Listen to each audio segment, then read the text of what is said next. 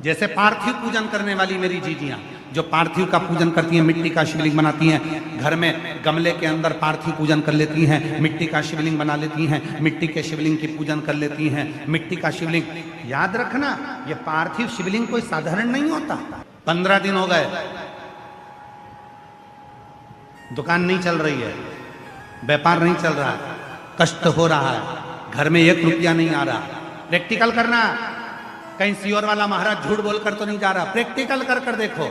और बिना प्रैक्टिकल के रहना मत। ये दुनिया के लोगों ने सबने प्रैक्टिकल करा।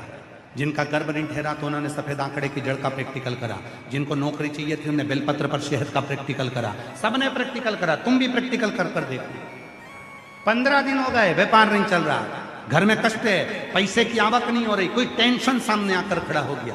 15 दिन लगातार रोज अपने गमले में मिट्टी को थोड़ा सा ऊंचा कर कर शिवलिंग बनाकर वहीं पर पूजन कर कर वहीं विसर्जन कर। उसी मिट्टी को विसर्जन करने से पहले थोड़े से शिवलिंग का पानी अपने घर के दरवाजे पर लगाना प्रारंभ कर।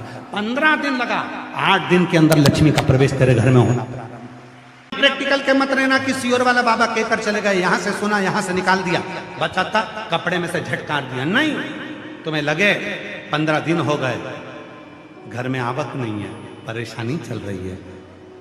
अपने ही घर में जो भी पौधा हो, जो भी पौधा हो, उस पौधे की मिट्टी को थोड़ा सा उठाओ, पार्थिव शिवलिंग बनाओ, उस पे जल चढ़ाओ, पूजन करो, दीप लगाकर प्रार्थना कर कर उसी का थोड़ा सा जल अपने दरवाजे पर लगाओ और बाद में पार्थिव शिवलिंग को वहीं पर उसी गमले में ही विसर्जन कर दो। 15 दिन तक लगातार प्रदोष काल में कर कर देखिए, मेरा शिव ऐसी करुणा करेगा, 15 दिन के अंदर ही आपको खुशियां मालूम पड़ेंगी। अब थोड़ा ध्यान दीजिए, शिव जी के मंदिर में 1 बेलपत्री आप शंकर भगवान को चढ़ाते हो। कितनी बेलपत्र? 1 चावल का दाना शिव जी को चढ़ाते हो। कितना चावल का दाना? 1 बेलपत्र, 1 चावल का दाना। यदि हम 1 बेलपत्र भी शिव जी को समर्पित कर रहे हैं तो वो बेलपत्र भी 5 गुना हो जाती है शिव को समर्पित करते से। 1 चावल का दाना यदि हम शिव जी को समर्पित करते हैं तो वो चावल का दाना भी 5 गुना हो जाता है शिव को समर्पित करते। शिव जी के कान में 2 कुंडल पद्म और पिंगल जो हर तरह से टूट चुके थे, जिनके जीवन में कष्ट ही कष्ट भरा हुआ था, वो पद्म और पिंगल शिव की साधना में तुमरुका जी के कहने पर मिलकर, तुमरुका जी के कहने पर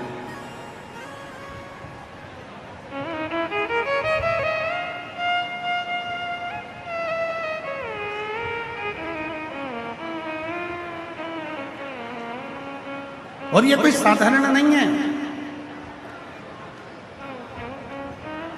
किसी शिव भक्त का जीवन में एक बार भी यदि आपने कहना माना, शिव साधना करना प्रारंभ करी, शिव भक्ति करना प्रारंभ करी, शंकर की उपासना करना प्रारंभ करी, उसका फल मिलता। कोई सच्चा मिले तो, नहीं तो आज के जमाने में तो आडंबर दिखावा बहुत होता। कोई सच्चा मिले।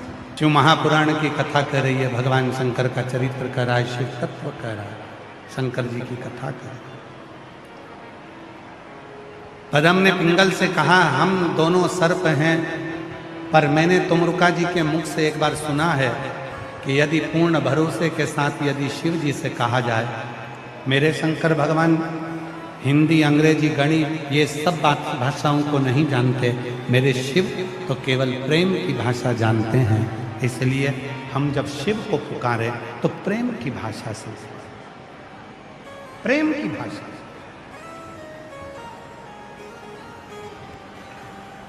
और वो प्रेम की भाषा कोई साधारण भाषा नहीं है। पद्म और पिंगल ने भगवान शंकर को पुकारना प्रारंभ करा। एक वृक्ष की, पंच वृक्ष, बड़का पेड़ आंवले का पेड़, पीपल का पेड़, बेलपत्री का पेड़, शमी का पेड़, ये वो वृक्ष हैं जिनकी छांव में बैठकर यदि भगवान शिव के मंत्र का उच्चारण करा जाता है तो वो मंत्र अपना एक कार्य करना प्रारंभ कर देता है, फल देना प्रारंभ। वो फल देना प्रारंभ। महाराज उच्चारण किया पदम और पिंगल ने और स्मरण किया शिव के नाम का उच्चारण, शिव प्रकट हो गए। बहुत दुखी थे पदम पिंगल, नयन से जल बह रहा था पदम पिंगल के।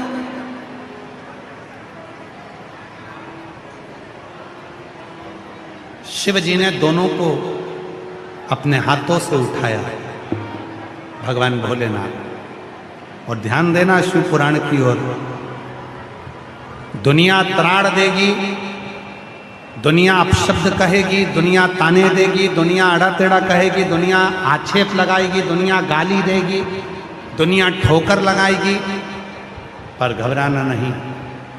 अगर शंकर जी के मंदिर में जाकर आप एक लोटा जल चढ़ा रहे हो तो एक दिन मेरा भोले बाबा तुम्हें अपने हाथ में जरूर उठाएगा।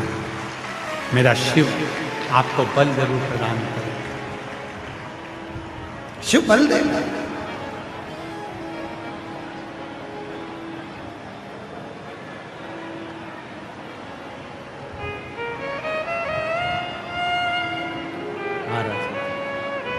शिव जी ने पदम और पिंगल को उठाया, नेत्रों से जल बह रहे थे पदम और पिंगल के, दोनों के नेत्रों से जल बह रहे, आंसू झड़क रहा है।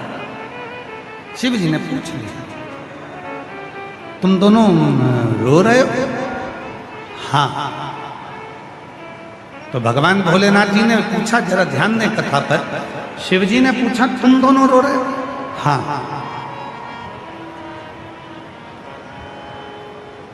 तो शंकर भगवान ने पूछा कि तुम पहले भी तो रो रहे थे? तो पदम और पिंगल ने कहा पहले इसलिए रो रहे थे कि हमारी दशा देखकर हमें कौन स्वीकार करेगा। पहले इसलिए रो रहे थे कि आप नहीं आए थे, आपको पुकार रहे थे, इसलिए रो रहे थे। तो भगवान शंकर ने कहा कि अब तो मेरा दर्शन हो गया, अब मैंने तुमको अपनी गोदी में ले लिया, अब क्यों रो रहे हो?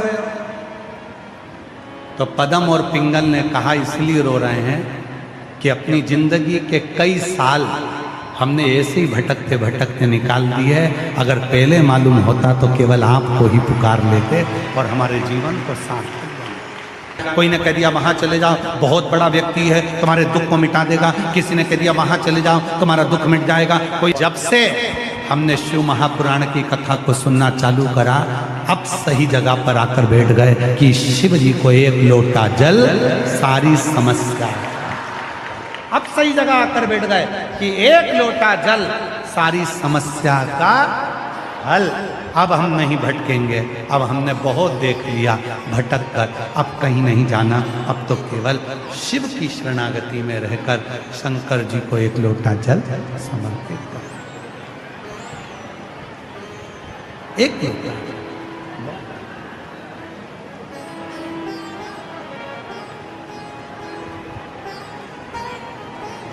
फिर नहीं जाना है।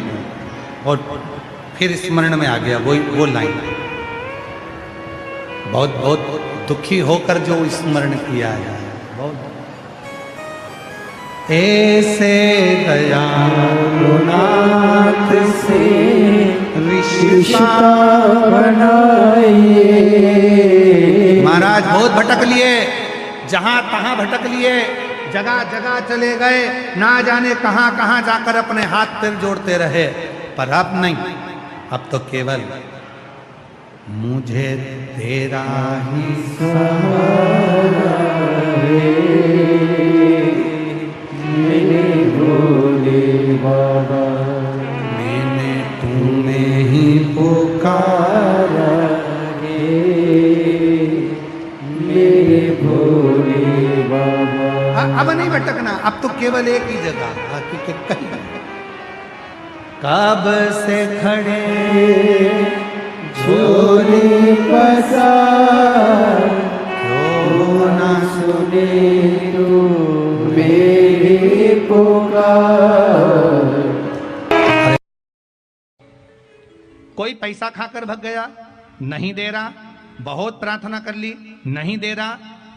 7 सफेद फूल, कितने फूल होना चाहिए? 7 सफेद फूल अवधूतेश्वर महादेव के नाम से शिव जी को चढ़ा दीजिए। एक एक फूल को जब चढ़ाओ तो जिस व्यक्ति से धन लेना उसका नाम और गोत्र बोलते जाना और उसको कहते जाना मेरा इतना धन है बाबा, आपको दिलाना है। अवधूतेश्वर महादेव का नाम लेकर शंकर के शिवलिंग पर चढ़ा दीजिए। 3 महीने के अंदर पैसा हाथ जोड़कर। शायद शिव महापुराण के माध्यम से अभी तक ये बात सामने नहीं आई, पर शिव पंचायत कथा में आ रही है तो सावधानी से सुनना। एक प्रश्न हमारे भीतर खड़ा होता है, जब हम सूर्य नारायण भगवान को अर्घ देते हैं, जल चढ़ाते हैं, तो वो जल पृथ्वी पर जब गिरता है तो उसके छींटे हमारे शरीर पर लगते हैं। क्या वो ठीक है? क्या वो श्रेष्ठ है? तो शिव महापुराण की कथा कहती है, जब हम सूर्य को अर्घ देते हैं, सूर्य को जल चढ़ाते हैं, वो पानी जब पृथ्वी पर गिरता है उसके छींटे हमारे शरीर पर लगते हैं तो वो श्रेष्ठता का भाव निर्मित करते हैं, वो गलत नहीं हो सकता। कारण अब वो भी समझ लीजिए।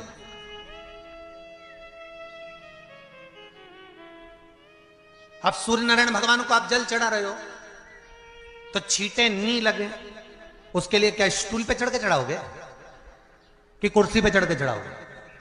अरे बोलो तो सही। अब कई लोगों के दिमाग में यह बात भरा गई कि हम भगवान को जल चढ़ाते हैं, वो हमारे शरीर में छींटे लगते हैं, जमीन पे से पानी गिरता है, वो हमारे शरीर को छींटे लगते हैं, भगवान को अच्छा नहीं लगता होगा। कौन ने कहा? पहले तो उसको पकड़ के ला।